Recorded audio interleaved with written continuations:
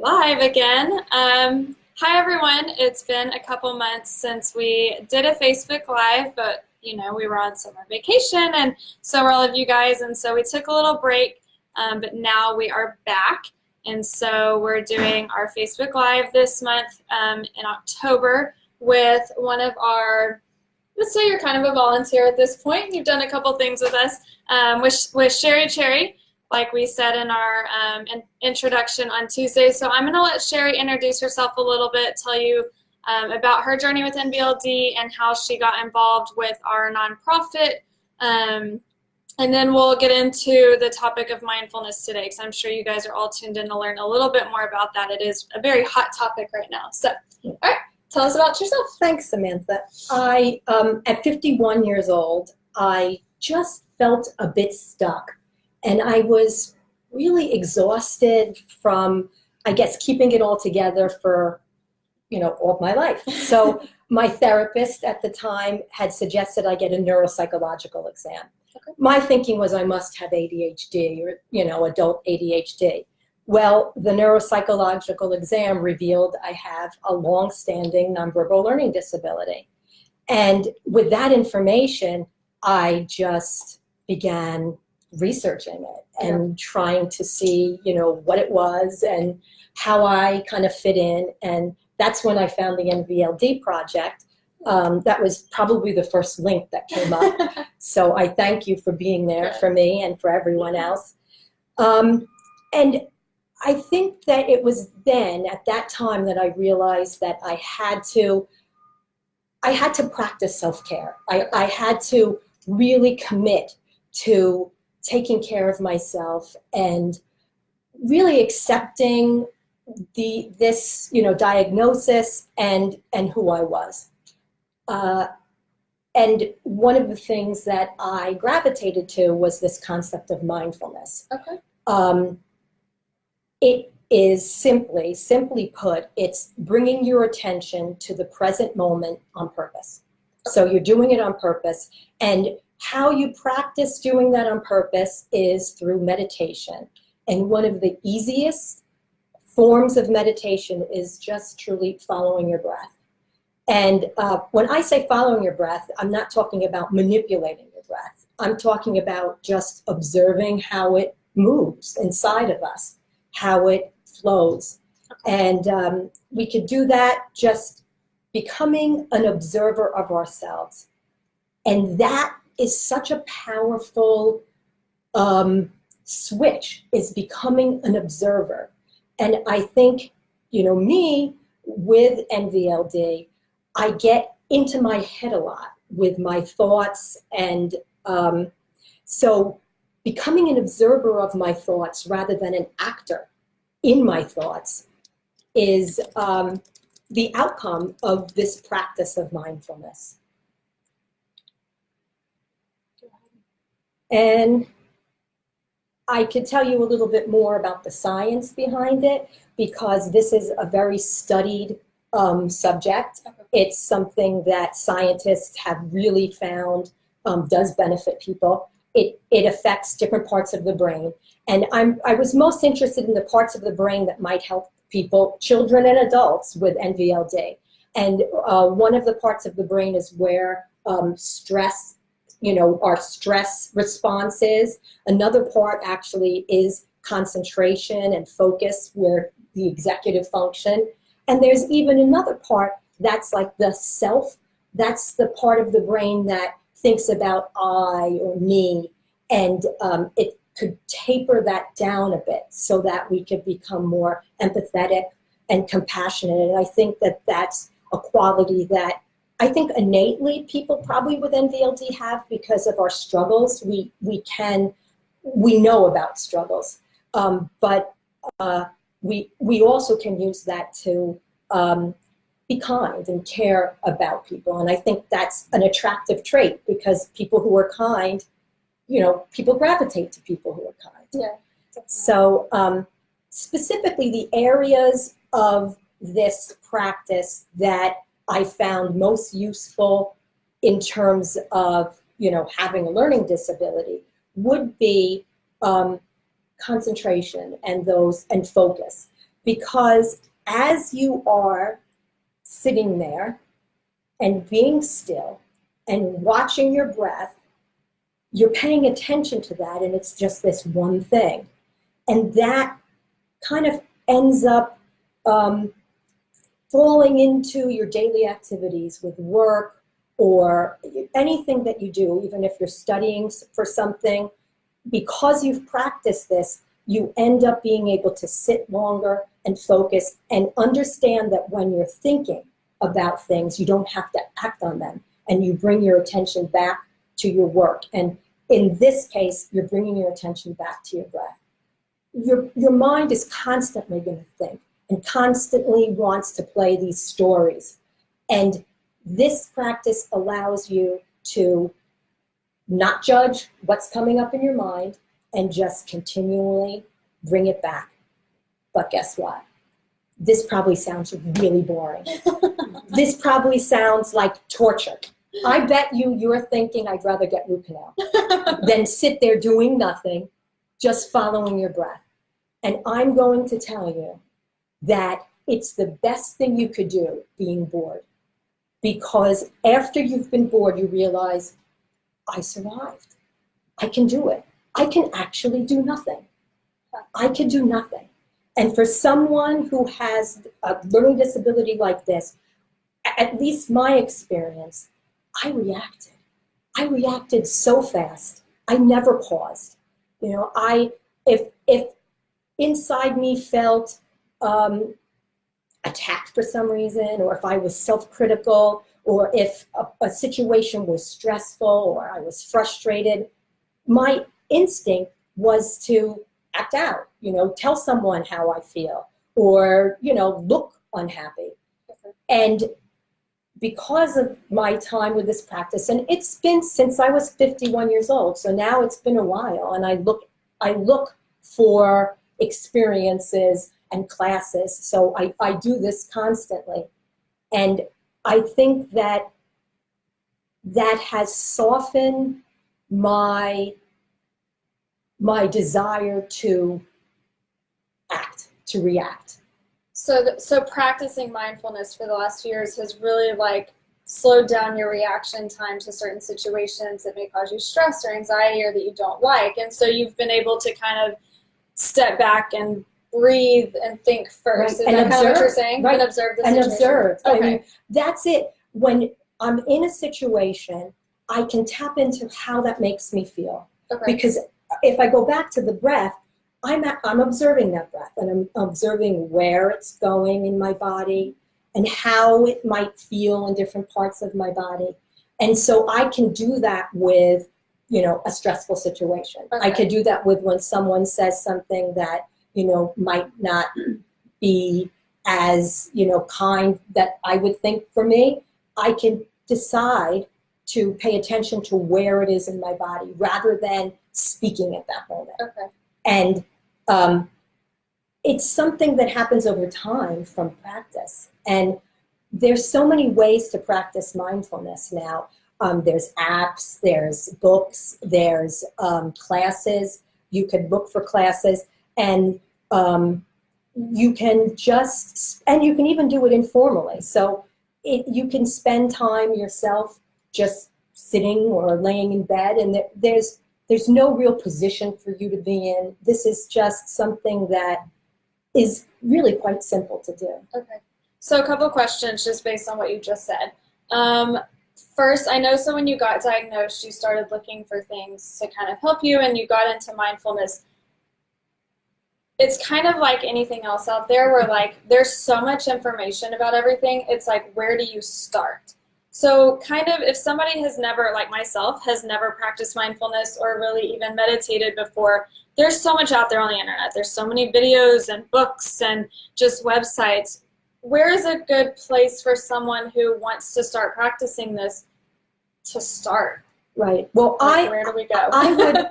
Well, who I gravitated to was there's a mindfulness instructor. His name is Jon KabatZinn, who really I think is the father of modern mindfulness.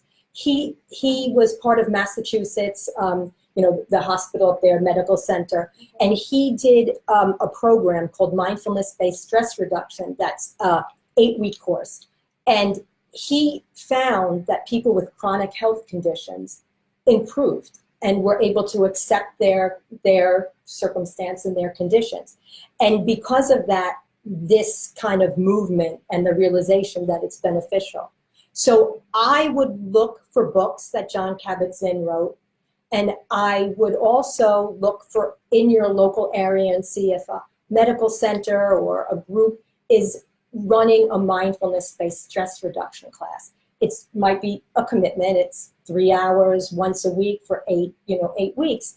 But I think that it's worth it. Okay. And the other thing I should mention about mindfulness, there's a lot of forms of meditation, and I'm sure all of them are very good. I know there's Zen meditation and transcendental meditation, so there's a lot.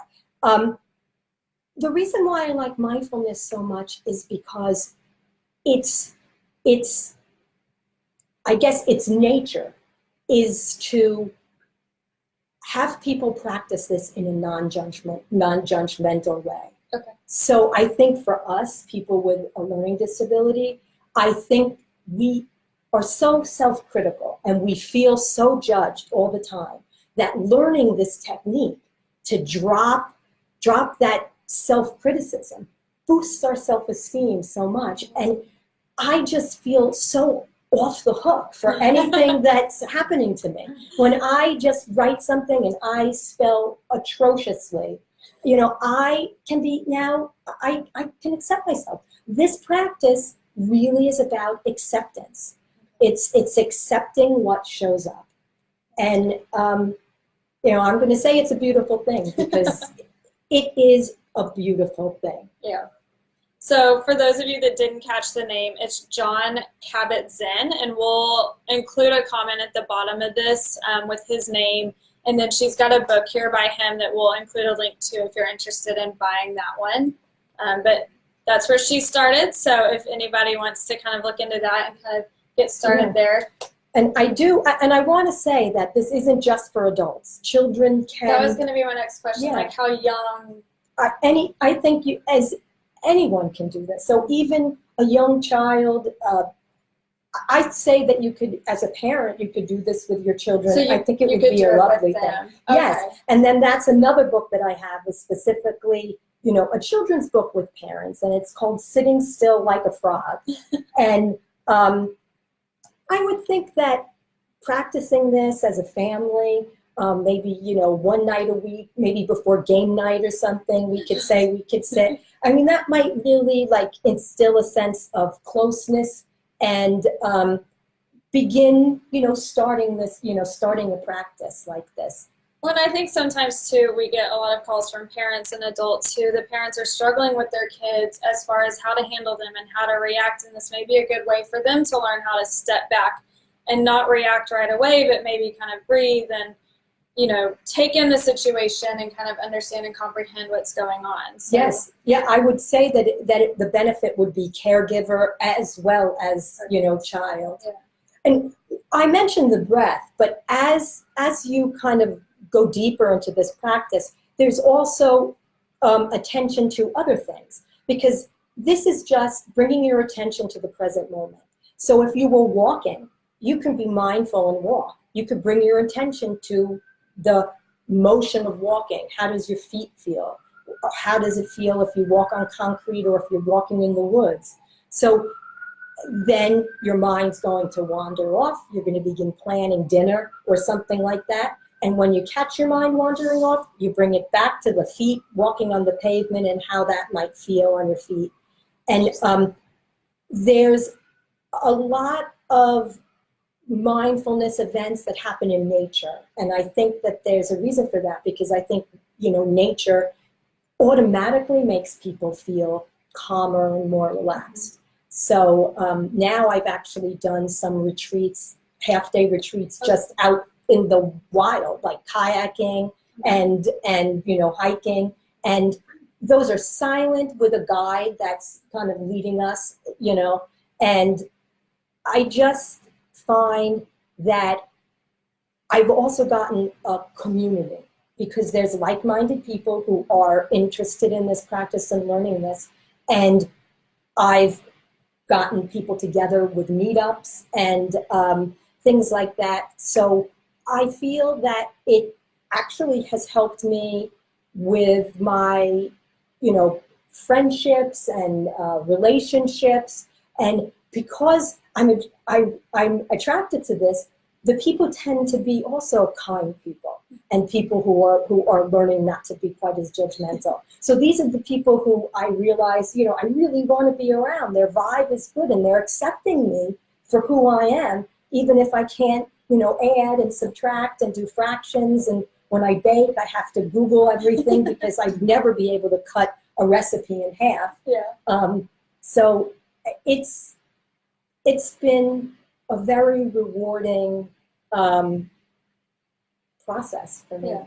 Cool. So I want to dig in a little deeper into like what the day looks like for you in a mindfulness practice. Because when I think of meditation, I think of like sitting down for 20 minutes, nothing around me, not thinking of anything, which is so hard to do.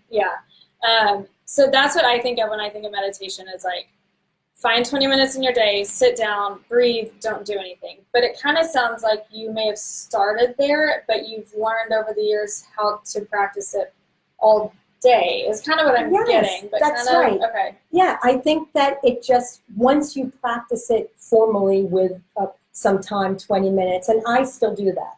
Okay. I actually lay in bed and I'll put an app on. I use an app called Buddhify. But there's a lot of apps that you can get. Maybe we can even link to that, where it's a guided meditation, where someone kind of walks me through either a 10-minute, 20-minute meditation.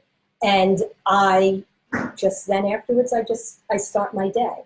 And as the day goes by, I might find myself practicing as I'm getting out of the car and just really bring my attention to what that means to get out of the car. And another very powerful meditation or use for this is when you arrive somewhere. So when you arrive at work, you can take just, a few minutes, 3 minutes to just sit at your desk, close your eyes, and follow your breath. And at the end of the day, if you're going home and you know that your 3 children are there and everything's going to be chaotic, but when you walk in the door or in your car or before you walk in the door, you can close your eyes and just follow your breath. And if you have a hard time following your breath, like where it goes when you breathe, one of the ways you could do it is also touch your belly. And you can feel it going in and out. And we're not talking about manipulating your breath, breathing hard, breathing fast. We're just watching how it goes naturally. Just normal breathing. Okay. Yeah. Interesting. And after you do this a few times and you sort of commit to it, that boringness and that dread really subsides and it becomes a habit. I mean, that's basically what you can do with this, is make it part of your day and a habit. That's really and yeah, thank you. Yeah, very cool. So did you have anything else you want to, I know that you had talked a little bit about like the 3 areas in our email. Did you want to touch on any of those? Well, yeah, I definitely do. I mean, I think I maybe mentioned the fact with self-esteem that so much of this is about really not judging when your mind wanders off and being kind to yourself. There are also some meditations. There's a meditation called a loving kindness meditation, which I absolutely love. And that meditation, I think, if I'm having a bad day, I actually do this meditation. Or if I'm having trouble with someone, the first part of the meditation is actually thinking of someone that you really feel close to and love a lot, and offering them some affirmations. You offer them, may you be healthy, may you be happy, may you be free from suffering. And you feel that when you're offering that. And then you offer yourself those things. So you're offering yourself happiness. You're offering yourself free from suffering. And that's a power to say to yourself, I am happy. I can be happy. And then this is where it gets mind-boggling. And this is where it changed for me. You can offer those things to someone who's frustrating the hell out of you. You can do it. And all of a sudden, I soften. So if I'm having a struggle, a hard day with my mother-in-law, who is 86 years old and uses a walker but still wears high heels, I can sit down at that, after a moment with her that might be a little frustrating, and use her to offer her wellness, offer her health, offer her free from suffering. And instantly, my frustration just dissipates and I feel love. So, awesome. Yeah. That's really cool. Yeah. One other thing I should say too is that we mentioned breath, but there's other things that you can use as, I'll call it an anchor, because that's what it really is. You can use sound. So you could, instead of breathing, if that might be too boring, you could just sit and listen to the world around you. And then when your mind wanders off, bring it back to the sounds that are around you. Yeah, that's another, I guess, tool to use to kind of move the practice forward. I think that I maybe mentioned how concentration and focus seep into this because, well, you're paying attention on purpose. So that's a skill that, you want to do in school. You want to do that at work. You want to pay attention on purpose. And this is just practice. It's seriously, I consider practicing mindfulness a gym for the mind, like a fitness center for the mind. I feel that it's a muscle and you're kind of training this muscle. And with that, when you actually get really toned and stuff, you find that you might have more strength, you might have more endurance. There's things that happen, from going to the gym. It's the same thing that happens with your mind. The parts of your mind end up just kicking in when they need to, and you have it. So, yeah. Awesome. Thanks. Well, so that's a little bit about mindfulness. Hopefully you've learned something you didn't know before. I know that I didn't know much about it, so I'm really glad that Shari was here to kind of share and explain.